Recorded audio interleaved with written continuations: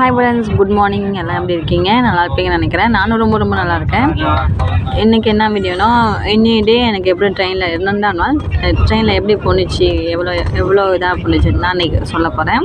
அப்புறம் எப்போதும் போல் வழக்கம்ல ட்ரெயினில் வந்தாலும் நான் சீக்கிரம் எழுந்திருவேன். அப்போ தான் பாத்ரூம் கொஞ்சம் ஃப்ரீயாக இருக்கும், எந்த பயமும் இல்லாமல் போயிட்டு வரலாம். ஸோ அதுக்காண்டி எழுந்துச்சி பாத்ரூம்லாம் போயிட்டு வந்து ப்ரெஸ் பண்ணிவிட்டு பசிக்க ஆரம்பிச்சிச்சு. ப்ரெஸ் பண்ணோன்னே எனக்கு அப்புறம் வாழைப்பழம் இருந்துச்சு, அதை எடுத்து சாப்பிட ஆரம்பிச்சிட்டேன். மாமா கொடுத்துட்டு வாழைப்பழம்லாம் இருந்துச்சு. அது நிறைய வீணாக போயிடுச்சு அந்த ஹீட்னால். 1-2 பழம் நல்லா இருந்துச்சு, அதில் ஒரு பழம் எடுத்து சாப்பிட ஆரம்பிச்சிட்டேன். அதுக்கப்புறம் தேவா மறுபடியும் எழுந்திரிச்சிட்டான். ஸோ அவனை வச்சு போய் பாத்ரூமில் விட்டு அதுக்கப்புறம் ப்ரெஸ் பண்ண வச்சு தேவாவை ப்ரெஸ் பண்ண விட்டு அதுக்கப்புறம் தேவாவே அழைச்சி வந்தாச்சு. அப்புறம் தேவா வந்து பிஸ்கட்டுக்கு ஏஞ்சோடனே வந்து இந்த டீ பிஸ்கட் சாப்பிடுவான். காஃபி பிஸ்கட் இல்லைன்னா டீ பிஸ்கட் இல்லைன்னா பால் பிஸ்கட் அப்படி ஏதாச்சும் ஒன்று சாப்பிட்ருவான். ஸோ அவனுக்காண்டி ப்ரெஸ் பண்ணிவிட்டு அழைச்சி வந்த பிறகு டீ வர ஆரம்பிச்சிட்டு, எப்போதுமே ட்ரெயினில் வந்து டீ நல்லாவே இருக்காது. எப்போதுமே சரி, எனக்கு பிடிக்காது ட்ரெயின் டீ. அதனால் நான் என்ன பண்ணேன், நான் வாங்கலை, தேவாவுக்கு மட்டும் ஒன்று வாங்கினேன். இப்போ என்னென்னா இது வந்து வேறு எதாவது கேண்டீன் நினைக்கிறேன். ஆனால் டீ செம்மையாக இருந்துச்சு, எனக்கு பிடிச்சிருந்துச்சு. அது ஒரு மாதிரி எல்லாம் இந்த ஏலக்காய் வாசனை எல்லாம் வந்து ஒரு காஃபி பவுடர்லாம் கலந்து அந்த சுடுதண்ணியில் ஊற்றி கலந்து கொடுப்பாங்களா, அது மாதிரி இருந்துச்சு. நிஜமாகவே நல்லா இருந்துச்சு. அப்புறம் நான் லைட்டாக குடிச்சு பார்த்தேன். குடிச்சிட்டு தேவா கொடுத்தேன். அப்புறம் தேவா சாப்பிட்டான். அதிலே துவச்சி பிஸ்கட்டை சாப்பிட்டுட்டாரு. பாதி பிஸ்கட் தான் சாப்பிட்டான், அதையும் சாப்பிடல. அதுக்கப்புறம் பசிக்க ஆரம்பிச்சுன்னு சொல்லிட்டான். நான் கூட நைட்டு சாப்பிட்டுட்டு வாந்தி எடுத்துட்டேன், அவன் அதுவும் சாப்பிடல. ஸோ அதனால் அவனுக்குன்னு தனியாக பூரி வாங்கி வச்சுருந்தேன். அதில் 4 பூரி இருந்துச்சு, 50 ரூபாயாம். 4 பூரி 50 ரூபா, 5 பூரி 50 ரூபா. தேவாலாம் சாப்பிட முடியாதுன்ட்டு அது ஏற்கனவே ரொம்ப இதாக இருந்துச்சு, ஹார்டாக இருந்துச்சு. அதை எப்படி அவன் சாப்பிட போகிறான்ட்டு அவன் 2க்கு மேலே அவன் சாப்பிடவே இல்லை.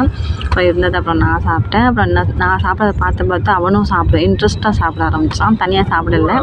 அப்புறம் 2 பேருமே ஷேர் பண்ணி சாப்பிட்டோம், தேவாவும் நானும். அந்த பூரி எப்படி இருக்குதுன்னு நீங்களே பாருங்கள், இந்த அளவுக்கு இருக்குன்னு. அந்த குருமாவும் அப்படி தான், பூரியும் அப்படி தான். இதெல்லாம் வந்து கேண்டீன் உள்ள பூரி பாருங்கள். தேவா போட்டால் கூட பூரி நல்லா போடாமல் இருக்குது, என் பூரி தேவலாமல் இருக்குது, அந்தளவுக்கு வந்துச்சு. அது ஏதோ சின்ன பிள்ளைத்தனமாக இது பண்ணி போட்டிருக்காங்க. அந்த அளவுக்குலாம் இதாகவே இல்லை, சுத்தமாக நல்லா இல்லை. என்ன பண்ணுறது, பசிக்குதே, வேறு வழி இல்லை. அப்புறம் வாங்கி சாப்பிட்டாச்சு. அதுக்கப்புறம் பார்த்திங்கன்னா எங்கே வந்திருக்குன்னா இது வந்து விசாகப்பட்டினம், ஆந்திர மாநிலம் நினைக்கிறேன். இது விசாகப்பட்டினம் வந்திருக்கு. இங்கே வந்த பிறகு நான் தூங்கிட்டேன். ஆக்சுவலாக நான் சுத்தமாக தூங்கிட்டேன். இது வந்து நான் இட்லி வாங்கிட்டு வந்து தான் என்னை ஹெல்ப் பண்ணான். அதனால் நான் பின்னாடி வச்சுருக்கேன் அதை. அப்புறம் அவன்கிட்ட சொல்லி வச்சுருந்தேன், நான் ஆந்திரா இறங்குனேன்னா விசாகப்பட்டினம் வந்துச்சுன்னா எனக்கு வீடியோ எடுத்து வைன்னு சொல்லியிருந்தேன். அதனால் திறன் வந்து வீடியோ எடுத்து, என் தம்பி வந்து வீடியோ எடுத்து வச்சுருந்தான். அதுதான் இந்த வீடியோ. இதான் விசாகப்பட்டினம். இது நான் போக மாட்டேன், இறங்க மாட்டேன். ஏன்னா எனக்கு கொஞ்சம் பயம்.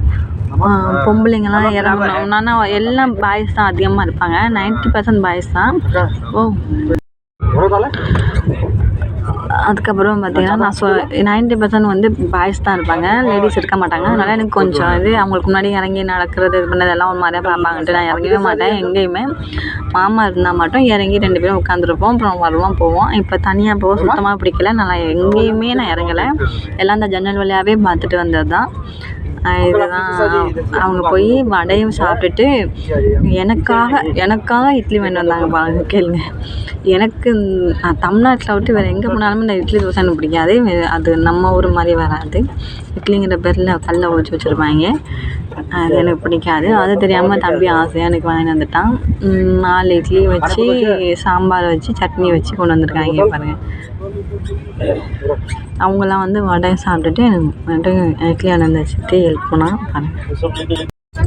அவனுக்கு தெரியாது நான் இட்லி சாப்பிட மாட்டேன்னு. இந்த ஊரில் நான் ஏற்கனவே ஒரு தடவை இல்லை 2 தடவை அனுபவப்பட்டிருக்கேன். இதே மாதிரி இந்த மாதிரி போகிற வரையில் இட்லி கிடைக்கும்.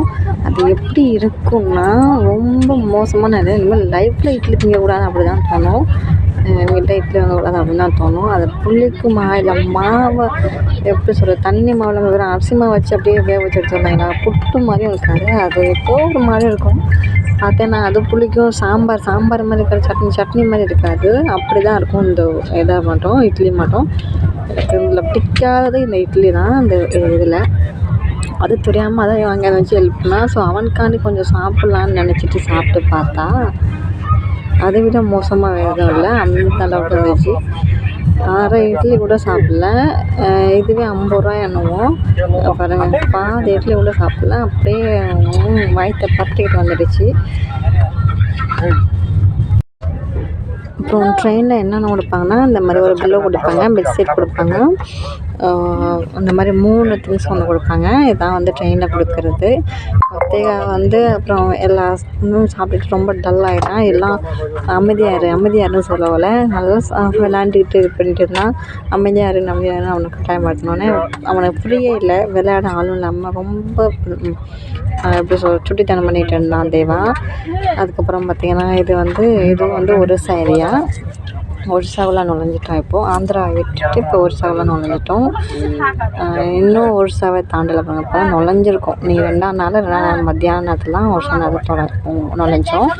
இப்போ என்னென்னா மதியான நேரத்தில் இந்த ஒரு அவனுக்கு சீக்கிரம் தேவா தூங்கிடலாம்னு சொல்லிட்டு அங்கே உள்ள சாப்பாடு சரியில்லை, மத்தியானமாக சாப்பாடு சரியில்லை, கேண்டீன் சாப்பாடு சுத்தமாக நல்லா இல்லை, வேகாமல் கொடுக்குறாங்க. அரிசியெல்லாம் சோறு வேகலை, அந்தளவுக்கு வந்துச்சு. அதனால் அதை எதுக்கு வாங்கணும், அதோட நைட்டு லேட் ஆகிடும், தேவா தூங்கிடுவான்னு மதியானம் அந்த மாதிரி இதுக்கு பேர் வந்து பார்த்திங்கன்னா அண்டா பிரியாணி. 2 முட்டை வச்சு சும்மா சாதத்தில் உப்பு போட்டு மஞ்சள் தூள் போட்டு பரட்டி விட்ணும், அதை கொடுப்பாங்க. இதுக்கு தான் பிரியாணி. அது வாங்கி இதெல்லாம் கொடுத்தேன். அப்புறம் அதை கொஞ்சம் சாப்பிட்டான். அப்புறம் இது வந்து பார்த்திங்கன்னா புவனேஸ்வரத்தில் உள்ள ஒரு நதி. இது வந்து ஒரிசா சேர்ந்த நதி. எவ்வளோ பெருசாக இருக்குது பாருங்கள். நல்லா பார்த்துட்டே வந்தோம். ஒரிசாவை சேர்ந்த நதி தான் அது, புவனேஸ்வர். இந்த ஏரியா பேர் வந்து புவனேஸ்வரம். எனக்கு தெரியல, நான் வெளில போனதுன்னே எனக்கு தெரியும், போர்டை பார்த்தா என்ன தெரியும், உள்ளே வந்துட்டேருந்து தெரியல. அப்புறம் நம்பிகிட்ட கேட்டு ஒன்று நான் சொல்கிறேன். இது வந்து புவனேஸ்வரை சேர்ந்தது. அவ்வளோ பெருசாக பாருங்க, ரொம்ப பெரிய இது. இதை விட பெருசு அங்கே ஒன்று இருக்குது. ஒன்று காமிக்கிறேன், நாளைக்கு தான் போகிறேன்.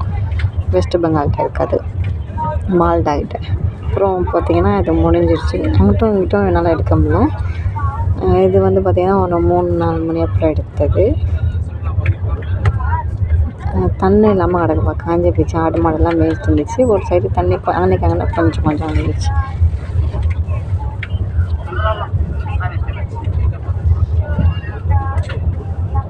அவ்வளோ பெருசாக எவ்வளோ நீளமாக இருக்கணும். இந்த சைடை விட அந்த சைடு அந்த கண்ணாடி நல்லா தெரிஞ்சிச்சு. நல்லா எடுக்க முடியலை. அங்கிட்ட வந்து ஒரு குட்டி பையனும் ஒரு அப்பா ஒரு ஒய்ஃப் 3 பேர் ஃபேமிலியோடு உட்காந்தாங்க. அதனால் நான் எடுக்க முடியல. இங்கேருந்து அங்கே எடுத்தால் சரியாக தெரியல.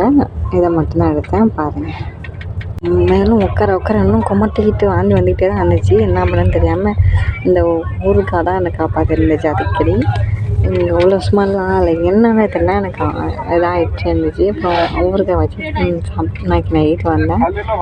அது கொஞ்சம் இதாக இருந்துச்சு.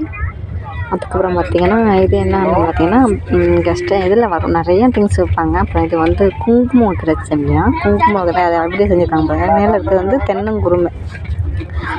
அது தென்னங்குருமையில் அந்த காம்பை கூட உழுவாத அளவுக்கு ஆளை வச்சுருக்காங்க.